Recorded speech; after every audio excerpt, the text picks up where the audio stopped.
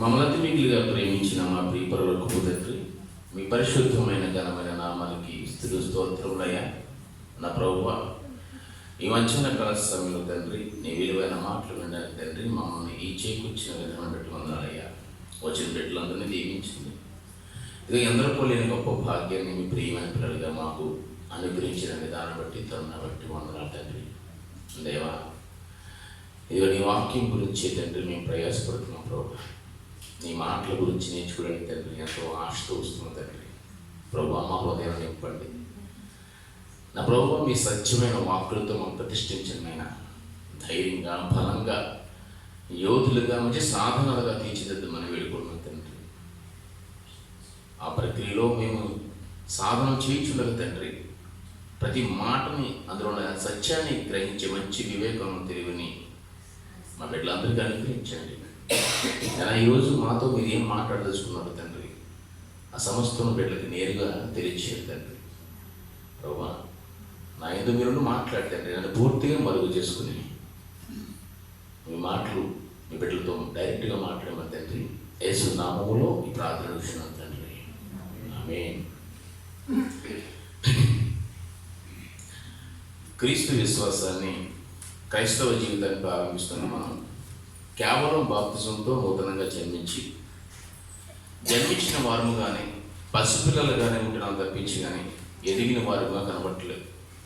పౌలు గారు కూడా ఈ మాట మాట్లాడుతూ మొదటి శతాబ్దపు కాలంలోనే ఇలాంటి ప్రశ్నలతో కూడుకున్న హేతుబద్ధమైన ప్రశ్నలు వస్తున్నప్పుడు, ఇలాంటి చిన్న చిన్న ప్రశ్నలు కూడా మీరు దగ్గర ఎందుకు సమాధానం ఉండలేదు, మీరు ఎందుకు వాళ్ళ ప్రశ్నలకు నివృత్తి చేయలేకపోతున్నారు, మీరు ఇంకా పసిపిల్లలుగా ఉన్నారు తప్పించి కానీ ఇంకా వాస్తవం పెద్దవారిగా ఉండి పసిపిల్లలుగా ఉంటున్నారు, ఇంకా పాడు తాగవలసినదిగా ఉన్నారు, కానీ ఎదరంలో మాత్రం పెద్దవారిగా బయటికి కనపడుతున్నారు తప్పించి కానీ, అంటే అనుభవం పెరిగింది తప్పించి కానీ మీలో జ్ఞానం అయితే లేదని సంబోధిస్తూ పెద్దవారిగా కంటికి కనిపిస్తున్నాయి పసిపిల్లలుగానే ఉన్నారు అనండి. ఆ రోజు మొదటి శతాబ్దంలో ఈ మాట రాస్తూ పౌలు గారు అప్పుడు అలా సంబోధిస్తాయి. ఈ రోజు కూడా నేను అదే అంటానంటే, మీరు ఇంకా పసిపిల్లలుగానే ఉన్నారు, అవునా కదా? ఈ వాక్యంలో బలంగా ఎదిగిపోయారు ఎవరన్నా? లేదు. బలంగా ఎదిగిపోతే ఈరోజు ఇలాంటి ప్రశ్నలు రావు, ఇలాంటి హేతుబద్ధమైన, ఇలా నాస్తికవాదమైన సిద్ధాంతాలు పుట్టుకు రావండి. ఎందుకంటే మనం నమ్ముకున్న దేవుడు మీద మనకు నమ్మకం ఉంటే, మన విశ్వాసం మీద మన ప్రగాఢమైన విశ్వాసం కలిగి ఉంటే, బలమైన నమ్మకం ఉంటే, ఇవన్నీ చాలా సింపుల్గా నివృత్తి అయిపోతాయి పిల్లగా. గత కొద్ది కాలంగా నేను కొంతమంది ప్రశ్నలు వింటున్నప్పుడు మరికొ ఐక్యమైన ప్రశ్నలు వస్తున్నాయి. నిన్నటి మొన్నటి దినాల్లో అయితే చాలా ప్రశ్నలు వచ్చాయి నాకు. డైరెక్ట్గా ఒక సహోదరు వాట్సాప్లో పంపించేస్తున్నాడు. అందులో ప్రశ్నలు మీరు చూడగలిగితే ఎలా ఉంటాయంటే ఆశ్చర్యం వేస్తుంది. ఎలా అంటే చూద్దాం, ఒక 4 ప్రశ్నలు మీ వెతికి పెట్టినా చూడండి. ఏమిటంటే యేసుక్రీస్తు వారిని శంకిస్తున్నారు ఆయన. ఎలా అంటే నరబలి ద్వారా మెస్సయ్య లోకానికి ఎలా రక్షిస్తారు అని దేవుడు ఎక్కడైనా చెప్పాడా? రెండోది, మెస్సయ్య ఇజ్రాయేల్ పాపాలను క్షమిస్తాడని దేవుడు ఎక్కడైనా చెప్పాడా? మెస్సయ్య పరలోకం తీసుకెళ్తాడని దేవుడు ఎక్కడైనా చెప్పాడా? మెస్సయ్య దేవుడని దేవుడు ఎక్కడైనా చెప్పాడా? మెస్సయ్య 3 రోజులు భూమిలో ఉండి తిరిగి లేస్తాడని దేవుడు ఎక్కడైనా చెప్పాడా? వీళ్ళేంటంటే పాత నిబంధనని ఆధారం చేసుకునే వ్యక్తులండి వీళ్ళందరూ. పాత నిబంధనే ప్రామాణిక గ్రంథము, పాత నిబంధనే దైవ గ్రంథము అని చెప్పుకుంటూ ఇక యేసుక్రీస్తుని కనీసం 1% కూడా నమ్మలేనటువంటి వ్యక్తులు అన్నమాట వీళ్ళు. అసలు క్రీస్తు అనేవాడు, ఆ పేరే దేవుడు ఎక్కడ సంబోధించలేదు. ఎందుకంటే పాత నిబంధనలో క్రీస్తు అనే పేరు ఉన్నదండి. పాత నిబంధనలో యేసు అనే పేరు ఉండదు. ఆ పాత నిబంధనని దేవుడిగా, ఒక్కడే దేవుడిగా, ఏకేశ్వర ఆరాధన చేస్తున్న వాళ్ళు, దేవుడు ఒక్కడే నినాదిస్తున్న వాళ్ళు ఈ యేసుక్రీస్తు అనే మాటను కానీ, ఆ పేరును కానీ, ఆ నామాన్ని కానీ, అది ఆ వ్యక్తిని కూడా ఒక దేవుడిగా, దేవుడి కుమారుడిగా, దేవాంశ సంబూతుడిగా గ్రహించలేని, నమ్మకం లేని ఒక జనాంగం ఈ జనాంగం. అలాగని మూర్ఖులు కాదండి, నాస్తికులు కాదు, ఏమండి అన్యులు కాదండి, దేవుని నమ్ముకున్న వాళ్ళే, దేవుడి పట్ల విశ్వాసం కలిగిన వాళ్ళే ఇజ్రాయేలీలు. అలాంటి జాతికి చెందిన వాళ్ళు, అందులో చూసిన వాళ్ళే యూదులు అవ్వచ్చు, ఇంకా ఆ 12 గోత్రాలలో అవ్వచ్చు, వీళ్ళందరూ యేసుక్రీస్తు వారిని నమ్మట్లేదండి.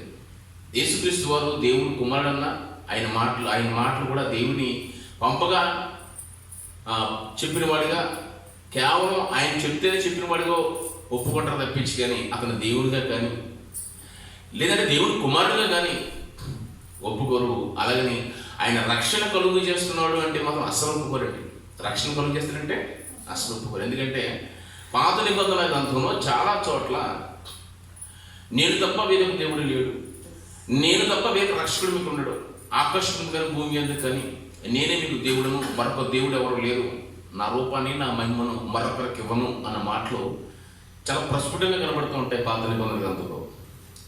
ఇవి చూస్తున్న వాళ్ళు పాత నిబంధన గ్రంథమే కేవలం దేవుడు అనుగ్రహించిన గ్రంథము, మోషే ద్వారా మాకు మా యోగక్షేమాల కొరకు అనుగ్రహించిన గ్రంథం అని చెప్తూ దాన్ని ఆచరిస్తూ ఇక ఎవరిని కూడా మంచి మాటలు కూడా స్వీకరించాలని ఒక దుస్థితిలోకి వెళ్ళిపోయాడు, ఒక మూఢత్వంలోకి వెళ్ళిపోయారని చెప్పాలండి వాళ్ళు. అని మంచి చెప్పేవాడు ఎక్కడైనా సరే మంచి తీసుకోవాలి కదండి. మంచి ఇప్పుడు మంచి కదండి,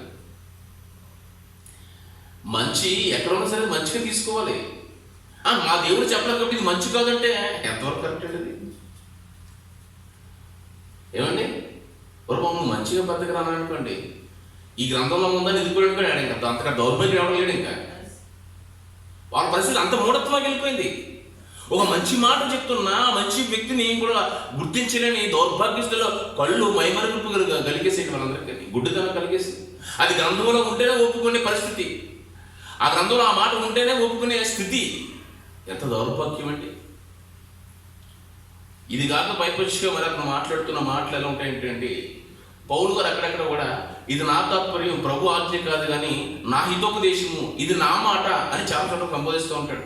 అయితే చూడండి, పౌలు గారు సొంత మాటలు రాసేసాడు అంటాడండి. ఏంటంటే సొంత మాటలే రాసాడు. ఓకే, బాగుంది, నేను కూడా నా మాట అని చెప్తాను, కానీ నేను ఒక మంచి వ్యక్తినండి అనుకుందాం. ఈ మంచి అనేది నాకు చిన్నప్పుడు నా తల్లిదండ్రుల నుంచి నాకు సంక్రమించింది. నా తల్లిదండ్రులు మంచివారైతే నాకు ఆ మంచి నాకు వచ్చింది. నా తల్లిదండ్రులు ఎలా మంచివారు అయ్యారంటే వాళ్ళు భక్తిపరులు, విశ్వాసులు ఎలా అయ్యారంటే దేవుని భక్తిపరులు కాబట్టి దేవుని మాటలు విన్నారు. వాళ్ళు దేవుని మాటలు విని ఆ మంచితనాన్ని నాకు ఇచ్చారు, ఆ మంచిని పంచాను. ఈ ప్రకారం కూడా నేను మంచిని చెప్పానంటే ఆ మంచి ఎక్కడి నుంచి వచ్చింది? దేవుని నుంచి. అది దేవుని మాట. ఎక్కడి మాట? అది దేవుని మాట. మరి కొన్ని మాటలు పరిశుద్ధాత్మ ప్రేరణ, అవి దేవుని మాటలే, అవి ప్రవచనాలు, లేఖనాలు. అవి లేఖనాలు, ప్రవచనాలు పరిశుద్ధాత్మ డైరెక్ట్గా ఇది పరిశుద్ధాత్మ చెప్తున్న మాట అంటాడు. కొన్ని చోట్ల ఇది నా మాట, నా తాత్పర్యం, నా హితోపదేశం అని చెప్తున్నాడు పౌలు గారు. అన్నంత మాత్రాన అతను సొంత మాటలు కాదు, ఎక్కడి నుంచో పట్టుకొచ్చి తన పేరు ప్రఖ్యాతలు, తన ఆస్తులు, దాని గొప్పలు ప్రదర్శించుకునే మాటలు కాదండి అవన్నీ. ఎవరైనా మంచి మాట, మంచి అన్నది ఎక్కడైనా ఉంది అంటే దేవుడిది. ఇది జాగ్రత్త గమనించాలి సహోదరులు. మంచివాడు ఎవడయ్యా అని అడుగుతాడు యేసుక్రీస్తు వారి కొరకు ఒక ధనవంతుడు వచ్చి. మంచివాడు ఎవడని అడుగుతున్నామండి? మంచివాడు ఒక్కడే, ఆయన ఎవరు? దేవుడు అంటాడు. అంటే మంచి అన్నది మారు పేరు ఎవరండి? దేవుడు. ఒక మంచి మాట చెప్తున్నాడంటే అది దేవుడి దగ్గర వచ్చినది. ప్రియమైన దేవుని పిల్లారా, ఒక హితోపదేశం వచ్చిందంటే అది దేవుని దగ్గర నుంచి వచ్చినది అండి. దేవుని దగ్గర నుంచి వచ్చింది. దేవుని మాటగా తీసుకోవాలి. సొంత మాటలని, కల్పిత మాటలని, మీదేదో ట్రాన్స్లేషన్ని ఈ రకంగా మనం ఆలోచించకూడదండి. మన క్రైస్తవ విశ్వాసాన్ని అలా పెంచట్లేదు. పుట్టినట్లుగానే అలాగే ఉంచేస్తున్నారు. ఇలాంటి విశ్వాసమైన వాక్యాలు, ఇలాంటి హేతుబద్ధమైన వాక్యాలు కూడా మనం సమాధానం చెప్పగలగాలంటే ముందర మన కనీస జ్ఞానం అర్థం కావాలి. ఇందులో ఒక విషయం మనం జాగ్రత్తగా గమనించుకుంటే, ప్రశ్నలో యేసుక్రీస్తు వారు ఒకవేళ రక్షకుడు అయితే దేవుణ్ణి తరపు నుంచి వచ్చిన దేవుని కుమారుడిగా వచ్చి ఒక మామూలు వ్యక్తిగా వాళ్ళ సమర్థిస్తే నిజంగా ఆయన ఇజ్రాయేల్కి మాత్రమే రక్షకుడు, ఇంకెవరికి రక్షకుడు కాదు అని కొంతమంది తెచ్చారండి ఆన్లైన్లోనే. ఎవరికంట? ఇజ్రాయేల్కి మాత్రమే రక్షకుడు. ఒకవేళ రక్షకుడైనా సరే కానీ రక్షణ చెప్పేవాడు మాత్రం తప్పించి అది కూడా రక్షకుడు కాదు. రక్షకుడు అంతా దేవుడిదే అని చెప్తారు వాళ్ళని. ఒక ప్రవక్త మాత్రమే అని చెప్తారండి. ఈయన ఇజ్రాయేల్కి మాత్రమే రక్షకుడు.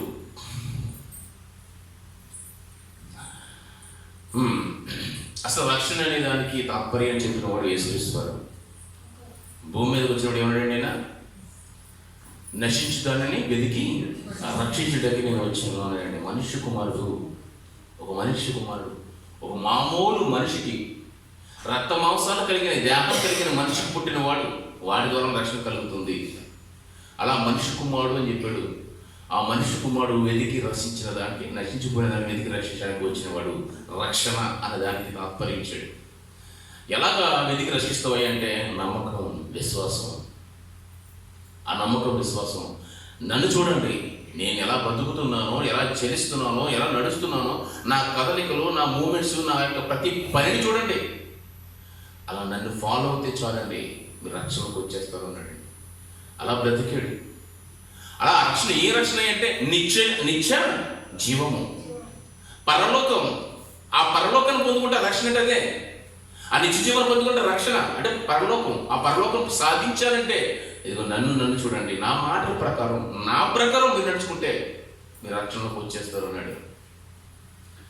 ఆ రక్షణ కార్యక్రమాన్ని వచ్చేస్తారని చెప్పిన వాడు మాట ద్వారా కాకుండా చేతల ద్వారా చేసి చూపించాడండి. ఏం చేశాడైనా? చనిపోయాడు, పాతి పెట్టబడ్డాడు, తిరిగి లేచాడు. కళ్ళ ముందే ఇజ్రాయేల్ సమాజం చూస్తుండగానే అలా ఆరోహణమైపోయాడండి. ఉన్నదన్నమాట. వాళ్ళందరూ చూస్తుండగానే పరలోకానికి ఆరోహణమైపోయాడు. కళ్ళ ముందు చూపించండి రక్షణ, కళ్ళకు కట్టినట్టుగా చూపించాడు రక్షణ. ఇంకా నమ్మకపోతే అంత గుడ్డి జనం ఎవరు లేరు ప్రపంచంలో.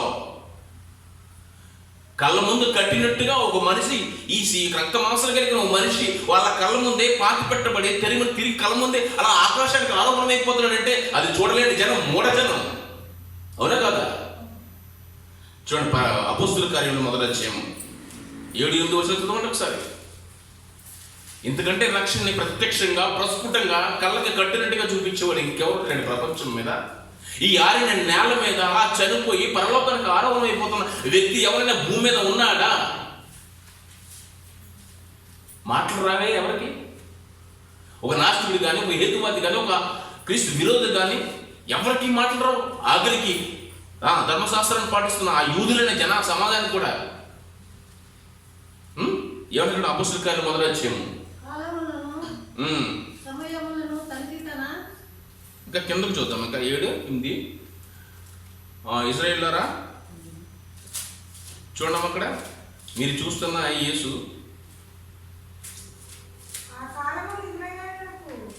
అపోస్తుల కార్యములు 1వ అధ్యాయము ఈ మాటలు చెప్పుచుండగా 9వ వచనం కదా, 9వ వచనం. ఈ మాటలు చెప్పి వారు చూచుచుండగానే, ఎలాగంటే చూస్తున్నట్టు ఇజ్రాయేల్ సమాజం ఎదురుగా ఈ మాటలన్నీ చెప్పి వారు చూచుచుండగానే, ఆయన అంటే యేసుక్రీస్తు వారు, ఆయన ఆరోహణమైన అప్పుడు వారి కన్నులు కనబడకుండా ఆయన మేఘమునని కొనుపోబడిను.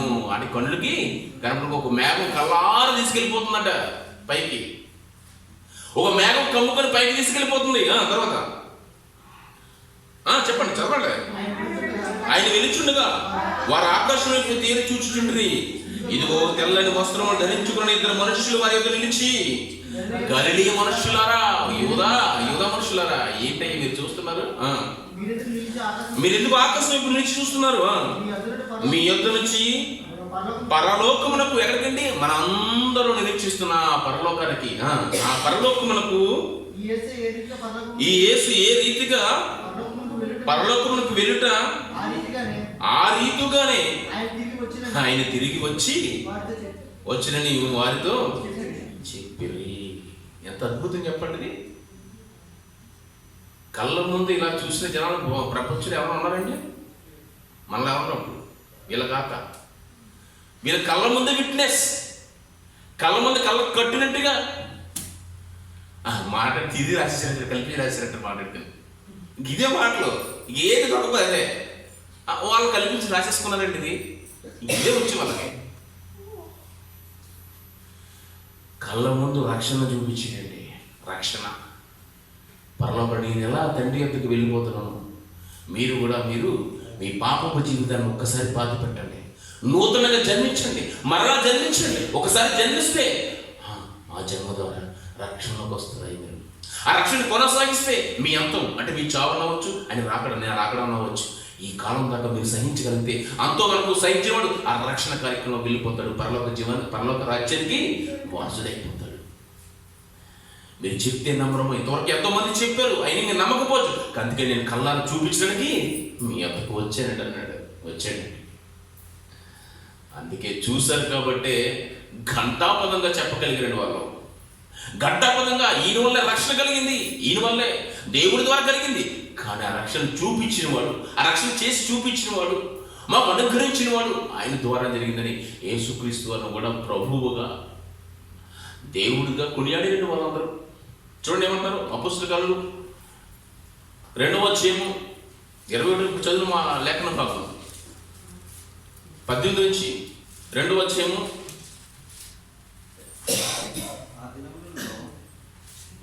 ఆ దినములో నా దాసుల మీదను నా దాసునాటల మీదను నా ఆత్మను కుమ్మరించెదను గనుక వారు ప్రవశించుడు. పైన ఆకాశమందును మహత్కార్యమును, కింద భూమి అయిన సూచక్రియను, రక్తమును, అగ్నిని, పొగ, ఆవిరిని కలుగు చేసేదను. ప్రభు ప్రత్యక్షముగా మహాదినము రాకమును పుసురుడు చీకటిగాను చంద్రుడు రక్తముగాను మారును. అప్పుడు ప్రభువు నామం బట్టి ప్రార్థన చేయవారందరూ రక్షణ పొందుదురు. ప్రభు నామాన్ని ప్రార్థన చేయవారందరూ అండి రక్షణ పొందురు. అందరూ అన్నట, లేకపోతే కేవలం ఇజ్రాయేల్ అందరూ ప్రభువు నామ. ఆ ప్రభు అంటే ఎవరో కదండి, దేవుడు అంటారు. మళ్ళీ దేవుడు అంట, ఎవరు తండ్రి అని దేవుడు. అందుకే మళ్ళీ కింద క్లియర్ చేస్తున్నాడు. దేవుడు చెప్పుచున్నాడు, ఇజ్రాయేలు వారా ఈ మాటలు వినుడి, దేవుడు నజరేయుడగు యేసు చేత ఈ అద్భుతములు మహత్కార్యములు సూచక్రియలు మీ మధ్యన చేయించి ఆయనను తన వలన మెప్పు పొందిన వానిగా మీకు కనబరిచును. ఇది మీరు ఎరుగురు కదయ్యా, ఇది మీరు తెలుసు కదా, మీరు ఎరుగురు కదా. చూడండి అపొస్తలుల కార్యములు, అపొస్తలులు రాసిన మాటలు వినండి. పేతురు గారు మాట్లాడుతున్న మాట, పెద్ద సంఘాన్ని నిలబెట్టిన, సంఘాన్ని స్థాపించిన పెద్ద మాట్లాడుతున్న మాటలు. ఆ మాటలు చెప్తూ బాప్తిస్మాన్ని ఇచ్చి మీరు మారు మనసు పొంది బాప్తిస్మాన్ని పొందండి, అప్పుడు రక్షణలోకి మీరు వస్తారనండి. కింద చూడండి 36వ వచనం. పేతురు మీరు మారు మనసు పొంది పాపక్షమాపణ నిమిత్తం ప్రతివాడు యేసుక్రీస్తు నామమున బాప్తిసం పొందండి, అప్పుడు మీరు పరిశుద్ధాత్మ వరం పొందుదురు. ఈ వాగ్దానం ఎవరికంట? కేవలం మీకే కాదు, మీ పిల్లలు ఒక్కరు మాత్రమే కాదు, అంటే మీ ఇజ్రాయేల్ సంతానము, మీ యూదా జాతి మాత్రమే కాదు. అక్కడ ఏమన్నాడండి? ఈ వాగ్దానం మీకును మీ పిల్లలకును దూరస్తులందరికీ అనగా అన్నాడండి. దూరస్తులు అంటే మరి అనగా ప్రభువు నామమున ప్రభు అయిన మన దేవుడు తన యొద్దకు పిలిచిన వారందరికీ ఏమన్నాడండి? పిలిచిన వారందరికీ చదవాలి, చెందునని వారికి చెప్పును. అంటే ఆయన పిలుపుని అందుకున్న ప్రతి ఒక్కరికి రక్షణ వస్తుందండి. కేవలం వాళ్ళ జాతికేనా? దేవుడు ఏర్పరిచిన ఇజ్రాయేల్ జాతికేనా? అందరికీ ప్రభువు యేసుక్రీస్తు నామమున తండ్రి ద్వారా అనుగ్రహించబడింది రక్షణ. కానీ చేసింది కర్త కర్మక్రియ అన్ని యేసుక్రీస్తు. అందుకే అపోస్తలుడైన పౌలు మాట్లాడుతూ యేసుక్రీస్తు నామాన్ని తన నోటి ద్వారా ఒప్పుకుని హృదయంలో విశ్వసిస్తేనే అందరికీ రక్షణ అన్నాడండి. రోమపత్రిక 10వ అధ్యాయము 9వ వచనం చూడండి. రోమపత్రిక 10వ అధ్యాయము 9వ వచనంలో మాట్లాడుతూ అయినా మన ప్రభు అయిన యేసుక్రీస్తుని, మన ప్రభువుని నోటి ద్వారా ఒప్పుకోవాలంట, హృదయంలో విశ్వసించాలట, అప్పుడే మనకు రక్షణ అంటాడు. చదివారు అక్కడ రోమపత్రిక 10వ అధ్యాయము 9వ చదవండి. అదేమనగా యేసుని ప్రభువని మీ నోటితో ఒప్పుకుని దేవుని మృతుల్లో నుంచి ఆయన లేపినని నీ హృదయంలో విశ్వసించిన యెడల నువ్వు రక్షింపబడదు. రక్షణ దానికి నిర్వచనం యేసుక్రీస్తు నమ్మాలి, అంతే, ఖచ్చితం. ఎందుకంటే రక్షణ కార్యక్రమాన్ని కళ్ళ ముందు కట్టినట్టు చూపించిన వాడు ఆయనే. కళ్ళ ముందు ఒక శరీరము 33.5 సంవత్సరాలు బ్రతికి ఒక 60 కేజీలో ఒక శరీరం అలా నీ కళ్ళ ముందే మాంసం ముద్ద అలా నీరైపోయి మట్టిలో కలిసిపోయి మళ్ళీ అదే మాంసం ముద్దలో ఎముకలు మళ్ళీ తయారైపోయి నీ కళ్ళ ముందు లేచి అలా పరలోకానికి వెళ్ళిపోతుంటే ఇది చాలా నీ నిరీక్షణకి. ఇంతకంటే ఏం చూపించారండి వీళ్ళకి విశ్వాసాన్ని? అర్థం కావట్లేదు ఈ సమాజానికి. ఎన్నో ప్రశ్నలు, హేతుబద్ధమైన విషయాలు. ఎందుకంటే తమ వాదాన్ని, తమ అడ్డిన సంఘాన్ని, లేకపోతే సమాజాన్ని కాపాడుకోవడానికి, ఒక తన ఉనికిని దాచుకోవడానికి ఏ ప్రయత్నం కుతంత్రం, అపవాది కుతంత్రపు వ్యక్తి. చూడండి,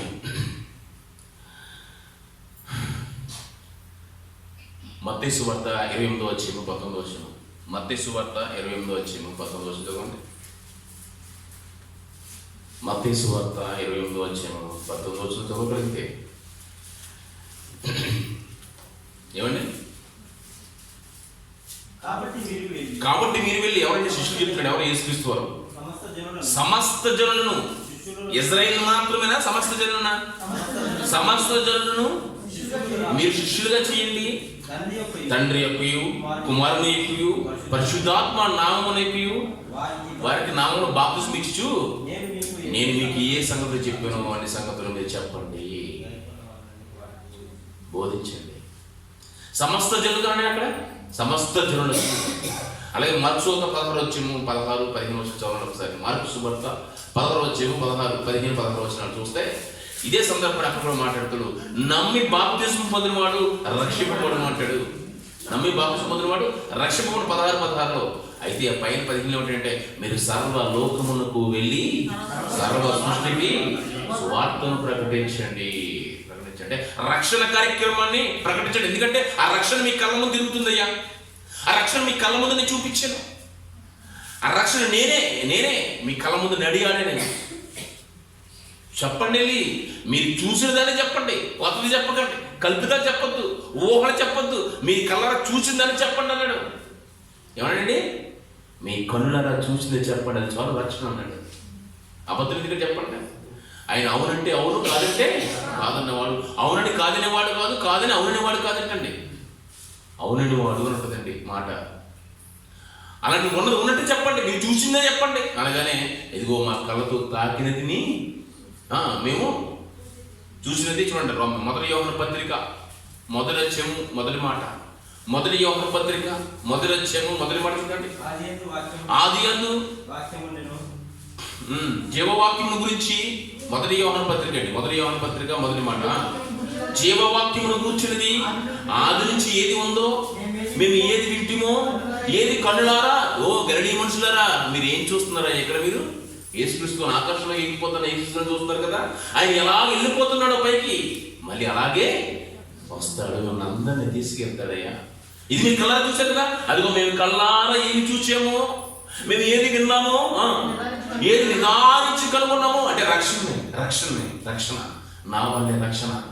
ఆ రక్షణ కార్యక్రమం అంటే పరలోక జీవితము, నిత్య జీవము మీకు అనుగ్రహిస్తున్నాను కదా. ఇదిగో నాలాగే మీరు కూడా చనిపోండి బాప్తిజం కార్యక్రమం ద్వారా. మళ్ళీ తిరిగి లేవండి, నూతనంగా పుట్టండి, మళ్ళీ పుట్టి సంవత్సరాన్ని కొనసాగించండి అయ్యా. నాలాగా నా తండ్రి సింహాసనం నేను కూర్చున్నట్టుగా మిమ్మల్ని కూడా కూర్చుంటూ పెడతాను అన్నాడు. అదిగో నిదానించి దేని కనుగొన్నామో, మా చేతులు దేన్నైతే తాకినవో అది మీకు తెలియజేస్తున్నాము అన్నారండి. మీ కన్న వాటిని విన్న వాటిని మానేసి మీ మాట వినాలా మీరు చెప్పకుండా ఉండలేము. మీ కన్న వాటిని విన్న వాటిని దేవుడి మాట వింటి కంటే మీ మాట వింటే న్యాయమా? మమ్మల్ని చంపేయండి, కానీ మేము చెప్పకుండా ఉండలేము. ఇది రక్షణ. ఈ రక్షణ ప్రవర్తన ప్రకటించండి అన్నాడండి. ఇది కేవలం ఇజ్రాయేల్కి మాత్రమే కాదు, ఒక ప్రత్యేక జనాంగానికి మాత్రమే కాదు, ఒక యూద జాతికి మాత్రమే కాదండి. యూద జాతి మాత్రమే కాదు, ప్రపంచమందరికీ కలగో రక్షణ, ప్రపంచ జనాభానికి కలగో రక్షణ. అలాగని ఇలా చూపించేవాడుకోండి, పాత నిబంధన గ్రంథంలో రిఫరెన్స్ చూపించండి. ఎక్కడ వాళ్ళు నమ్ముతున్న పాత నిబంధన, ఏదో క్రైస్తవ ముసుగులో ఉన్న ఇశ్రాయేలీయులు యూదులు, ఏమండి క్రైస్తవ ముసుగులో ఉన్న యూదులు అన్నమాట. వీళ్ళందరూ పాత నిబంధన గ్రంథంలో రిఫరెన్స్ చూపిస్తాం, ఒప్పేసుకుంటామంటే అప్పుడు ఒప్పుకోడు. ట్రాన్స్లేషన్ తప్పులు వచ్చి చెప్పాలండి. పాత నిబంధన గ్రంథంలో రిఫరెన్స్ చూపిస్తాను ఒకసారి. 49వ అధ్యాయం యెషయా గ్రంథము. యెషయా గ్రంథము 49వ అధ్యాయం చూద్దాం చూడండి. యెషయా గ్రంథము 49వ అధ్యాయము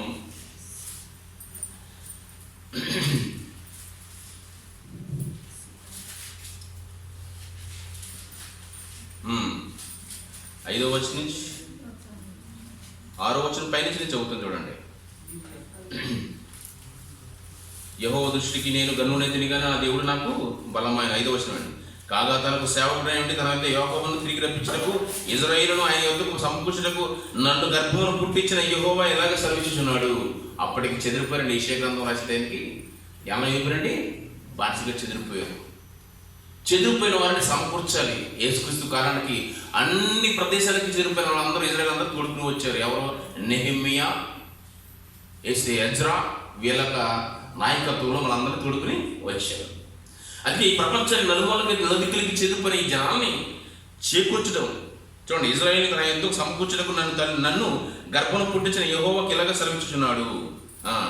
నీవు యాకోబు గోత్రపు వారిని ఉద్ధరించినట్లు ఇశ్రాయేలులో తప్పింపబడిన వారిని రప్పించినట్లును నా సేవకుడై ఉండటకు అది ఎంతో స్వల్ప విషయం. అంటే చెదిరిపోయిన కేవలం యూదులు ఎవరైతే చెదిరిపోరో, ఇశ్రాయేలు ప్రజలు ఎవరైతే ఈ యొక్క అన్ని జాతి ప్రాంతాల్లో చెదిరిపోయారో వీళ్ళందరినీ రప్పించడం అనేది, రక్షణలో రప్పించడం అనేది చాలా స్వల్ప విషయం. అంటే చాలా ఈజీ, చాలా చిన్న విషయం అంటాడండి. ఏమంటే చిన్న విషయం అంటే ఎవరికి? దేవుడికి. ఆ దేవుడు ఆయన అనుగ్రహించిన సేవకుడు ఎవరైతే ఉన్నారో ఆ సేవకుడికి ఈ కార్యం చేయడం చాలా స్వల్ప విషయం అంటే, చాలా చిన్న విషయం అంట. కానీ పెద్ద విషయం ఏంటంట కింద చూడండి.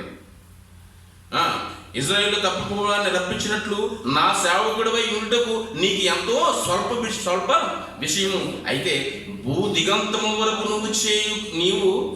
నేను కలుగు చేయు రక్షణకు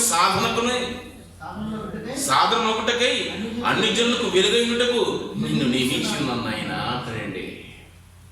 ఎవరికంటే కేవలం ఇశ్రాయేలుగా, లేకపోతే చెదిరిపోయిన ఆ యూదులను ఇశ్రాయేలుని రప్పించి వారి రక్షణ కలుగు చేయడానికి మాత్రమే ఆయన ఏర్పరచుకున్నాడంట? కాదంట. భూ దిగంతాల వరకు ఎవరైతే ఉన్నారో అందులో అన్ని జనులు కూడా ఉన్నారు. అన్ని జనులకు నువ్వు రక్షించడానికి ఒక వెలుగుగా నేను ఏర్పాటు చేసుకున్నాను. కిందకి అంతా చదువుకుంటూ వస్తే అంతా యేసుక్రీస్తు ప్రవచనం లేదు.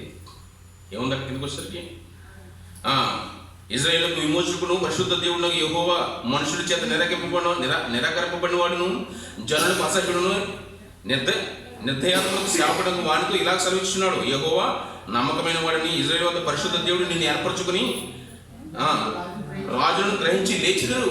రాజు తిరగబడ్డాడు యేసుక్రీస్తు మీద. పిలాతు రాజు, హేరోదు రాజు అధికారునికి నమస్కారం చేసినారు. మరి హేరోదు వచ్చిన దగ్గర వాకింగ్ పడిన తర్వాత పౌలుగా చెప్తున్న మాట, యెహోవా ఇలాగ సెలవిచ్చుచున్నాడు. అనుకూల సమయంలో నేను నీ మొర ఆలకించితిని, నీవు నాకు ఉత్తరం ఇచ్చేదివి, రక్షణ దినముందు నిన్ను ఆదుకుంటుని బయలు వెళ్ళి అని బంధింపబడి వారితోను బయటికి రండిని చీకట్లో ఉన్న వారితో చెప్పుచు ఈ దేశమును చక్కపరిచి పాడిన స్వాస్థ్యములను పంచిపెట్టుటకే నిన్ను కాపాడి ప్రజలకు ఒక నిబంధనగా నియమించితిని. ఏంట నిబంధన? కొత్త నిబంధన. అనుగ్రహించింది ఎవరు? ఆయన కుమారుడు, నీ సేవకుడు, నా సేవకుడు, దేవుని సేవకుడైనటువంటి యేసుక్రీస్తు. కేవలం ఆ సేవకుడికి, ఆయన అనుగ్రహించిన నిబంధనకి కేవలం ఇశ్రాయేలు మాత్రం రక్షించడం అనేది చాలా స్వల్ప విషయము. ప్రపంచమంతరికి, యావత్తు ప్రపంచానికి భూదిగంతం రక్షణ కలిగించడానికి ఆయన భూమి మీదకి పుట్టాడు. ఇది యేసుక్రీస్తు గురించేనా అని అనుకోండి. 2 కొరింథీ పత్రిక 6వ అధ్యాయం పౌలు గురించి చేస్తున్నటువంటి దాన్ని 2 కొరింథీ పత్రిక 6వ అధ్యాయము 2 కొరింథీ పత్రిక 6వ అధ్యాయము మొదటి నుంచి, కాగా మేము ఆయన తోటి పనివారమై ఉండి మేము పొందిన దేవుని కృపను వ్యర్థము చేసుకుని వద్దామని మనం వేడుకొంచుకున్నాం. ఆయన ఇలాంటి వాక్యాన్ని మేమన్నాం. అలాంటి రక్షకుడు మేము ద్వారా పంపబడ్డాము. మీరు వ్యర్థం చేసుకోకండి, మీరు దూరం ఆడుకోకండి, దీన్ని విడిచిపెట్టకండి. ఎందుకంటే అలాంటి గొప్ప రక్షణ, గొప్ప కృప మేము పొంది ఉన్నాం. కింద అనుకూల సమయం ముందు నీ మొరను ఆలకించితివి, రక్షణ దినం ముందు నిన్ను ఆదుకుంటుమని అని ఆయన చెప్పుచున్నాడు కదా. ఇదిగో ఇప్పుడే మిక్కిలి అనుకూల సమయము, ఇదిగే రక్షణ దినము. ఇదే మాట కదండి అక్కడ, ఈ మాట కదా విన్నారు మీరు అక్కడ. యెషయా గ్రంథంలో లెక్కలో వచ్చిన మాట, ఇదే అనుకూల సమయము, ఇదే రక్షణ దినము. అనుకూల సమయంలో నా మొర ఆలపించితివి, రక్షణ దినానందు కాపాడితివి. ఉందా మాట అక్కడ యెషయా గ్రంథంలో? ఎక్కడుంది? 8వ వచనంలో యెహోవా ఇలా సెలవిచ్చున్నాడు, అనుకూల సమయం ముందు నేను నీ మొర ఆలకించి నీ ఉత్తరం ఇచ్చితిని, రక్షణ దినం ముందు నేను ఆదుకుంటుని. ఈ మాటలు మళ్ళీ గుర్తు చేసుకుంటాడండి. పైకి వచ్చేసరికి మళ్ళీ అది యేసుక్రీస్తు గురించి అన్న ఇంకా మీకు డౌట్ అయితే ఇది దేవుడి మాట కదండి అనుకోవచ్చు. ఇంకా పైకి వెళ్తే ఆ మాట మనకి ఇంకా క్లియర్ అర్థమవుతుంది యేసుక్రీస్తు గురించి అనేసి మాట. 19వ 6వ అధ్యాయం 5వ అధ్యాయం చివరికి వెళ్ళిపోతే 20వ వచనం, కావున దేవుడు మా ద్వారా వేడుకున్నట్టు మేము క్రీస్తుకు రాయబారులమై దేవునితో సమాధాన పడని క్రీస్తు పక్షముగా మిమ్మల్ని బతిమాలుకొనుచున్నాం. ఎందుకనగా చూడండి, మనం ఆయన మందు దేవుని నీతి అగునట్లు పాపమెరుగని ఆయనను మన కోసము పాపముగా చేసి ఉన్నాడు. ఎవరండి? ఆయనలో ఏ పాపము కూడా ఏ కపటమైనను లేదన్నాడు. కానీ పాపముగా చేశాడు. ఎందుకు? మనకు రక్షణ కలుగుచేయడానికి. మన అపరాధముల చేత, పాపముల చేత చచ్చిన వారమే ఉండగా మనం ఇంకెలా బ్రతికే వారిగా ఛాన్స్ లేకపోతే ఇక శాశ్వత కాలము ఆ యొక్క అగ్నిలోకి వెళ్ళిపోయే వారుగా మనం ఉంటే మన పాపమును ఆయన మీద వేసుకుని, మన పాపమును ఆయన భరించి, మన శిక్షను ఆయన భరించి ఆయన ఒక పాపముగా మార్చాడు దేవుడు. ఎందుకు అనుకుంటున్నాం? సమాధానపరుచుకోవాలని. అప్పటికి దేవుడి పిల్లలను దేవుడు కూడా వేరువేరుగా ఉన్నారు. గ్యాప్ ఎక్కువైపోయింది, వ్యత్యాసం ఎక్కువైపోయింది. ఎందుకంటే వాళ్ళ దుర్మార్గం చేత, అత్యాచారాల చేత, అక్రమాల చేత దేవుని కూడా చూడలేని స్థితిలోకి వెళ్ళిపోయారు. ఎవరో? మనుషులు. మరి ఈరోజు ఎలా ఉన్నారు? అంతకంటే ఎక్కువగా ఉన్నారు, అంతకంటే దుర్మార్గంగా ఉన్నారు. సమాధానపరిచేవాడు ఎవరు? దేవుని మనల్ని తండ్రి చేసేవాడు ఎవడు? ఇలాగే ఉండిపోతే నిత్యాగ్ని దండన. మనకి నిత్యాగ్ని దండన. ఎవరు రక్షిస్తారు? ఎవరు కాపాడుతారంటే ఆ కాపాడిన నాథుడే ఒకడు వచ్చాడు. పాపము చేయకపోయినా సరే పాపంగా మారిపోయాడు. ఆయన పాపముగా మారిపోయాడు. కావున ఇజ్రాయేలుగా ఇది కాదండి, యావత్తు ప్రపంచానికి, ప్రజలందరికీ పాపంతో కొట్టుమిట్టాడుతున్న ప్రతి ఒక్కరికి ఆయన రక్షకుడు. మీ ధర్మశాస్త్రం చదువుతున్న ఒక సుమయుడు అనే భక్తుడే కదా చెప్తున్నాడు. ఈ మాట నాకు కనబడట్లేదా? ధర్మశాస్త్రాన్ని ఆచరిస్తున్నవాడు, ధర్మశాస్త్రానికి యాజకత్వం చేస్తున్న ఒక సుమయుడు అనే భక్తుడు దేవుని ఆలయంలో ఉన్నాడట. ఏమండి? దేవుని ఆలయంలో బాగా వృద్ధుడై ఈ రక్షకుడు పుట్టేంత వరకు అతను చూడకుండానే చచ్చిపోనని ఒక ప్రవచనం ఆయన మీద ఉన్నట్ట. అలాంటప్పుడు ఆయన చూస్తూ ఒక మాట అన్నాడు. అప్పుడు కూడా చెప్తున్నాడు. ఆ మాటలు తెలియట్లేదా? చూడండి, 2వ అధ్యాయము లూకాసు వార్త 25వ వచనం. 2వ అధ్యాయము లూకాసు వార్త 25వ వచనం చూస్తే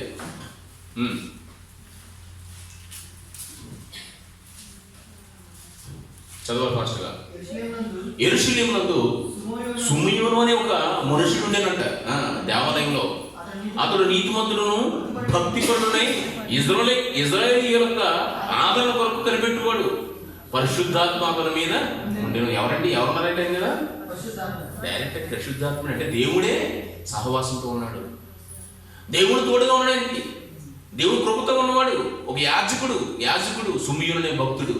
మరి పైగా టైటిల్ ఏంటి? భక్తిపరుడును ఏమిటంటే నీతిమంతుడును. అంత గొప్పవాడు.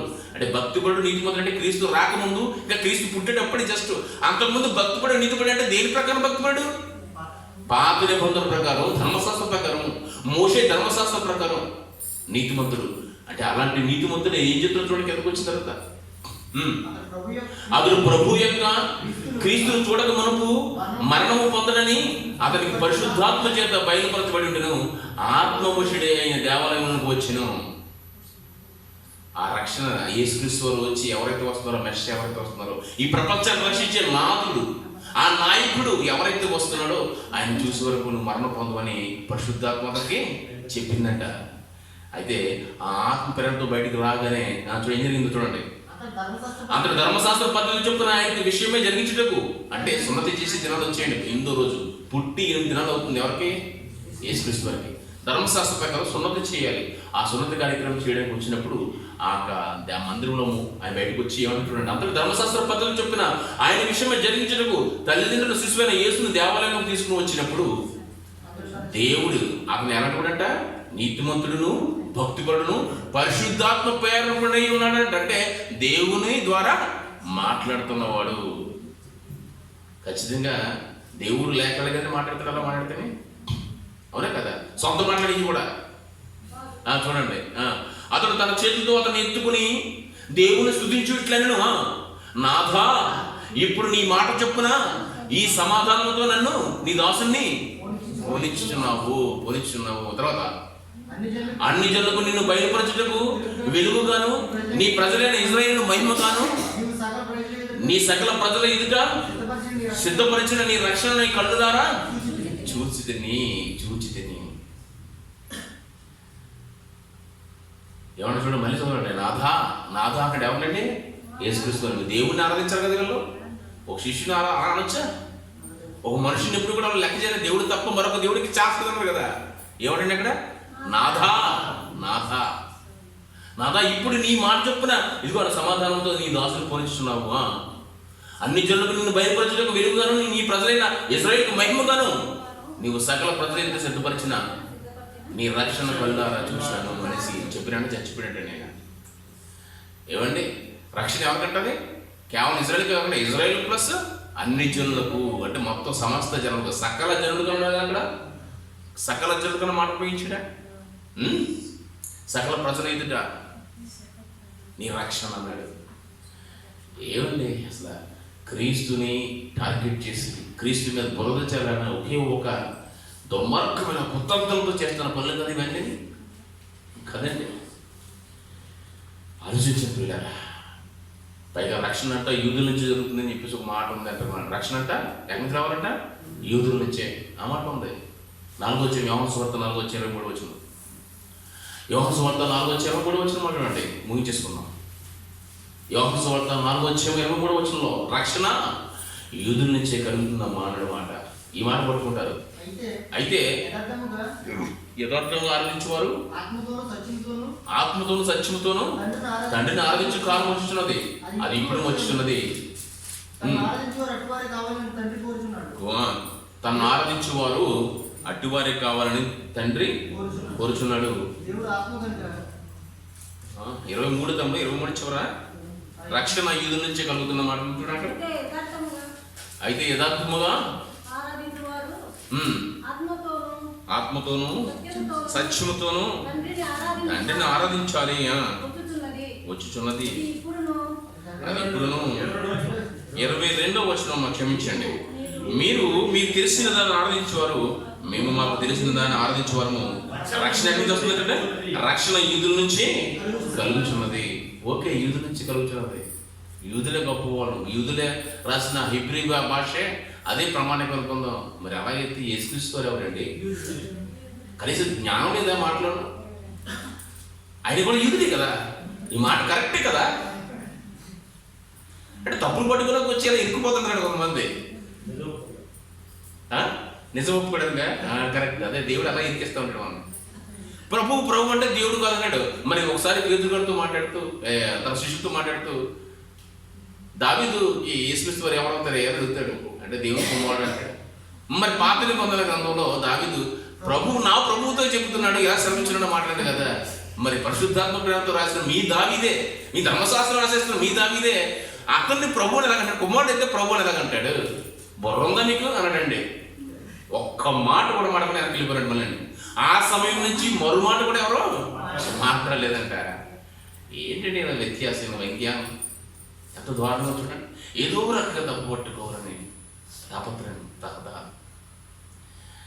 ఏమండి, ఇవన్నీ ఏమవుతాయంటే ట్రాన్స్లేషన్, తర్జుమాలని, లేఖనాలని, సత్యాలని ఎన్ని రకాలుగా అన్వేషించవచ్చు.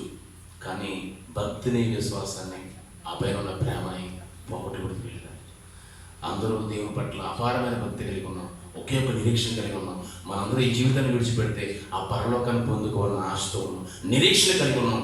అది దేవుని వల్లే కలుగుతుంది, ఆ దేవుని కుమారుడు రాకడ ద్వారా కలుగుతుందని ఆ నిరీక్షణతో ఉన్నాం. కాబట్టి కల్లారా నిరీక్షణ చూపించిన యేసుక్రీస్తు వారిని మన ఉదయం విశ్వసిస్తే, నోటితో ఒప్పుకుంటే ఆ రక్షణ మనం వెళ్తాం పిల్లరా. కాబట్టి సత్య విషయంలో బలంగా ఉండండి, వాక్య విషయంలో సత్యాన్ని బాగా అన్వేషించండి. అన్వేషించి మీ యొక్క విశ్వాసం బలంగా ఉంటే పరిశుద్ధాత్మ మీకు సహాయంగా ఉంటాడు. ఆ ద్వారా ఆ విశ్వాస జీవితంలో నడిపిస్తూ ఉంటాడు. కాబట్టి ఇలాంటి చిన్న చిన్న విషయాలకి, ఇలాంటి అభ్యంతరాలకి ఎక్కడ కూడా భ్రమపడిపోకండి, తొట్టిల్లిపోకూడదు. మన విశ్వాసం బలంగా నిరూపించుకుంటూ ఆ నిత్య జీవాన్ని పొందుకోవాలని కోరుకుంటూ ఈ మాటలు ముగిస్తున్నాను. ప్రార్థన చేసుకుంటాం. పరిశుద్ధుడు, ప్రేమ కలిగిన మాటల తండ్రి, కృప కలిగిన దేవ, నువ్వే మాకు మార్గం తండ్రి, నువ్వే మన జీవనాయన. నీ కుమారుడు ద్వారా మాకు అనుగ్రహించిన ఆ రక్షణే మాకు పరలోకానికి సాధ్యం తండ్రి. ఇదే ప్రగాఢంగా నమ్ముతున్నాం తండ్రి, కొన్ని వేల సంవత్సరాల నుంచి నమ్ముతున్నాం తండ్రి. ప్రభువా, ఈ మధ్యలో అనేక మంది అపవాది తంత్రాలను ప్రవేశపెట్టి గలిబిలి వాతావరణాన్ని సృష్టించి మీ విశ్వాసంలో ప్రశ్నలుగా మార్చిన ప్రయత్నం చేస్తున్నాం తండ్రి. అలాంటి వారందరికీ బుద్ధి చెప్పడానికి తండ్రి, వాక్యంతో సమాధానం చెప్పడానికి తండ్రి మాకు అనుగ్రహించిన ఈ యొక్క లేఖనాల ద్వారా తండ్రి, మాకు నేర్పించిన ఈ మాటల ద్వారా మీకు ధన్యవాదాలు తెలియజేస్తున్నాం. ప్రభువా, విన్న వాక్యాన్ని నిర్వీర్యం కాకుండా మన హృదయాలను బదిలిపరిచి బలపరిచి అది వృద్ధి చెందులాగా ఫలింపజేసేలాగా మీ కృపణ సహాయం దయచేయమని యేసు నామములో ఈ ప్రార్థన అడుగుతున్నాం తండ్రి.